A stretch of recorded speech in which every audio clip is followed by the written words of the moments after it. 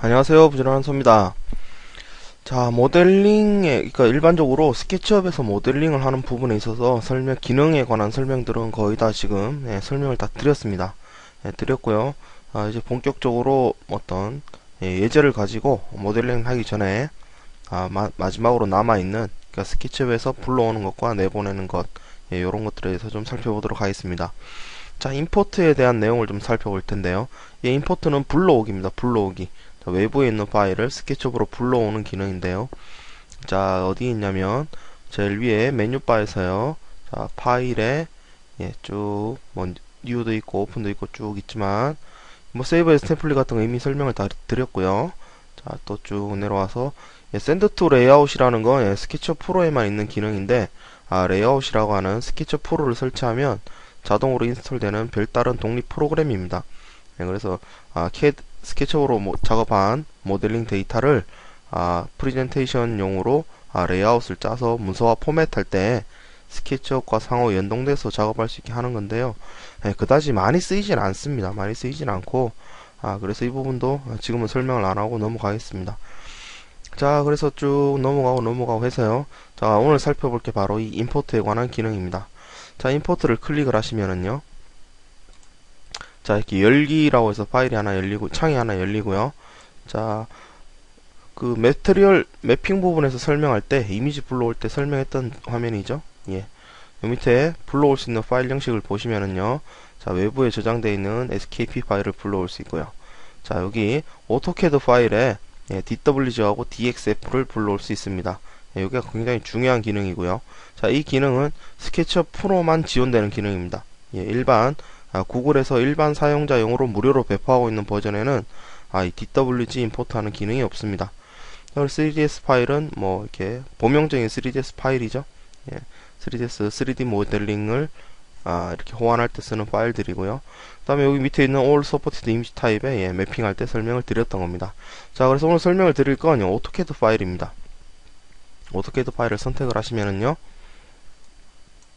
자, 이렇게 캐드 파일 같은 게 지금 해당하는 폴더에 있는 경우에 그 캐드 파일이 표시가 되고 이 캐드 파일을 불러올 수 있는 겁니다.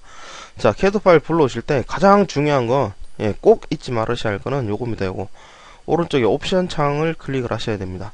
계속 말씀을 드리는데 이 옵션 창이 안 보이시면 요 스케치업 창 크기를 살짝 조절을 해 보시기 바랍니다. 이게 가려져서 안 보이는 버그가 있습니다. 한 번만 키워 놓으면 다음에는 보이는데 처음에 열 때 안 보이는 버그가 종종 생깁니다. 자, 캐드 파일을 선택을 하시고요. 열기 전에 이 옵션을 클릭을 하셔가지고 요 항목들을 꼭 살펴보셔야 됩니다. 다른 거는 다 손댈 필요 없습니다. 그냥 캐드 파일 불러서 작업하는데 알아도 되고 몰라도 되는 기능들입니다. 자, 중요한 건 이겁니다. 스케일입니다. 스케치업에서 디폴트로 이 캐드 파일을 불러올 때 스케일이 피트 단위로 맞춰져 있습니다. 자, 그래서 우리 흔히 일반적으로 캐드 도면은 밀리미터로 작도를 하는데 밀리미터로 작도된 도면을 불러올 때 피트 단위로 불러와 버리게 되면 스케치업에서 어마어마하게 큰 이거 스케일이 엄청나게 뒤틀립니다. 자, 피트라고 한번 불러와 볼까요? 실험적으로 한번 불러와 보겠습니다. 자, 열기를 했더니요. 자, 해서 캐드 파일 불러온 결과가 보이죠? 그래서 레이어가 몇 개, 아크가 몇 개 해서 쭉 이런 데이터들이 넘어왔다라고 결과를 보여줍니다. 자, 클로즈를 하고요. 자, 어디 갔냐? 자, 요렇게 전체 화면을 보겠습니다. 자, 캐드 파일이 불러와졌죠? 불러와졌는데, 자, 지금, 테이프 메저 툴로, 자, 이 벽에, 지금 외벽에 두께를 한번 재보겠습니다. 여기서부터요, 여기까지요. 아래 보이시죠, 지금? 지금 랭스가 얼마냐면 54,864mm 짜리 벽입니다. 어마어마하게 두꺼운 거죠. 1000mm가 1m니까 지금 이거는 54m 짜리 두께의 벽입니다. 이런 식으로 피트 단위로 도면을 불러왔을 경우에 스케일이 어마어마하게 차이가 나는 경우가 많습니다. 그래서 이걸 모르시고 피트를 수정을 안하고 불러와서 그냥 이대로 작업을 해놓고 나중에 컴포넌트 같은 거 갖다 놓으면 당연히 실제 사이즈로 만들어 놓은 사람 컴포넌트 같은 거 갖다 놓으면 조그만하겠죠. 벽 두께가 54m니까 지금 여기 보시면 문짝 같은 거 이런 현관문 같은 경우 길이를 재 보시면 자, 여기서부터 여기까지 예, 현관문이 30만 mm가 넘습니다. 예, 현관문이 300m가 넘는다는 거죠. 그래서 이런 어처구니 없는 결과가 나오기 때문에 다시 한번 불러보겠습니다.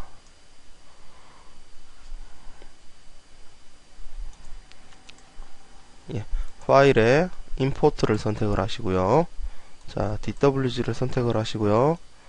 예, 파일을 선택을 하시고 옵션에 들어가서 여기서 꼭 작도된 밀리미터 단위를 맞추고 불러오셔야 된다는 점이 가장 중요합니다. 자, 해서 OK 하시고요. OK 하면 제대로 들어오겠죠. 자, 만약에 실수로 피트 단위로 불러왔다. 예, 불러와서 한참 작업을 했는데 피트 단위로 불러온 걸 뒤늦게 발견을 했다 하더라도 예전에 일전에 테이프 메저 툴을 설명할 때 설명을 드렸었죠. 예를 들어서 자, 줄자 툴로 전체 스케일을 조절하는 방법이죠. 자, 여기서부터 만약에 여기까지가 두께가 300이어야 되는데 지금 54,864다. 그럼 여기서부터 여기까지 길이를 측정을 하고 이 상태에서 바로 300을 치고 엔터를 치면 자, 전체 스케일을 조절하겠냐라고 물어봅니다. 그래서 예라고 하면 예라고 한 다음에 여기서부터 여기까지 재면 300이 나오죠. 이렇게 수정을 할 수가 있는데 처음부터 제대로 불러오면 이렇게 수정할 필요가 없으니까 불러올 때 CAD 파일 임포트 할 때 옵션은 꼭 확인을 하고 불러오시기 바랍니다. 지금 CAD 이게 지금 간단한 불러온 지금 CAD 도면인데요. 스케치업 모델링을 하기 위해서 만든 CAD 도면이라 뭐 굉장히 간단합니다. 그냥 뭐 간단하게 벽체의 중심선 정도 표시되어 있고 창, 뭐 그다음에 문, 그리고 간단한 가구들, 그리고 벽, 뭐 요 정도까지 간단한 평면도입니다. 뭐 치수들 물론 다 적혀 있고요. 자, 지금 여기서 보시면 여기 치수가 적혀 있고요. 자, 각 실마다 글씨가 써져 있고요. 자, 이런 부분은 지금 해치가 적용이 되어 있죠. 벽체에 사선으로 해치가 지금 적용이 되어 있습니다. 자, 이렇게 적용이 되어 있는데요. 스케치업으로 불러온 임포트한 CAD 도면을 보니까 일단 글씨 안 보이죠. 글씨 안 보이고 양쪽 끝에 치수 하나도 안 보입니다. 치수가 지금 하나도 안 보이고 있죠. 자, 그리고 이 벽 안에 해치로 채워져 있던 부분이 보이지 않습니다. 그래서 CAD에서 만든 데이터라고 할지라도 스케치업이 CAD와 거의 완벽하게 호환이 되는데 비해서 텍스트, 그 다음에 디멘전, 해치 이 세 가지 항목은 스케치업에서 불러와지지 않습니다. 불러오는 방법도 있는데요. 강제로 이렇게 불러오는 방법이 있는데 그 방법은 저 팁앤테크 게시판에 따로 설명을 해 놨으니까 나는 꼭 불러와야 되겠다 하시는 분들은 팁앤테크 게시판에 방법을 참조해 보시고요. 스케치업에서 모델링 하는데 이 세 가지는 안 불러와도 상관이 없습니다. 오히려 불러오면 모델링 하는데 방해가 되는 경우가 많습니다. 자, 그래서 CAD 파일을 불러오실 때 요런 게 하나 주의하실 점이고요. 또 하나 주의하실 점은 자, CAD 파일인데요. 자, CAD에서 레이어 창을 열어서 한번 보시겠습니다. 자, 이게 지금 CAD의 레이어 창인데요. 지금 보시면 CAD에서 작도하느라고 썼던 레이어들이 지금 여기 보시면 이렇게 많습니다.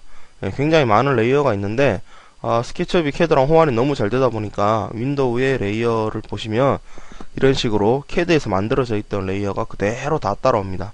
자, 물론 레이어 할 때 설명을 드렸지만 스케치업에서 레이어를 모델링 할 때 쓸 때는 이 CAD에서 넘어온 레이어가 굳이 필요가 없습니다. 자, 그래서 CAD 파일을 불러오면은요, 자, 제일 먼저 작업을 하셔야 될 게, 자, 레이어에 Add 레이어를 눌러서 자, CAD라고 해서 레이어를 하나 새로 만듭니다. 새로 하나 만들고요. 자, CAD 레이어를 점을 찍어서 현재 레이어로 만든 다음에 자, 나머지 부분 자, Shift를 누르고 클릭하면 한꺼번에 다 선택이 되겠죠. 선택한 다음에 레이어 삭제를 눌러서 가운데 거 CAD라는 지금 현재 레이어로 이 안에 있는 내용들을 보내고 레이어는 지우겠다라는 뜻이죠. 자, 그래서 OK 해서 레이어를 정리를 합니다. 자, 그리고 컨트롤 A 해서 화면에 있는 모든 객체를 다 선택을 해 보면은요. 자, 레이어 창을 보시면 이렇게 지금 글씨가 안 나타나고 있는 건 CAD에서 0번 레이어에 뭐 작업된 무슨 선 하나라도 포함이 되어 있다는 소리입니다. 자, 그래서 얘들까지 전부 다 CAD 레이어로 다 옮기신 다음에 자, 이러면 전부 다 CAD 레이어 들어왔겠죠? 다 선택하면 CAD 레이어가 선택됐다는 걸 알 수 있습니다.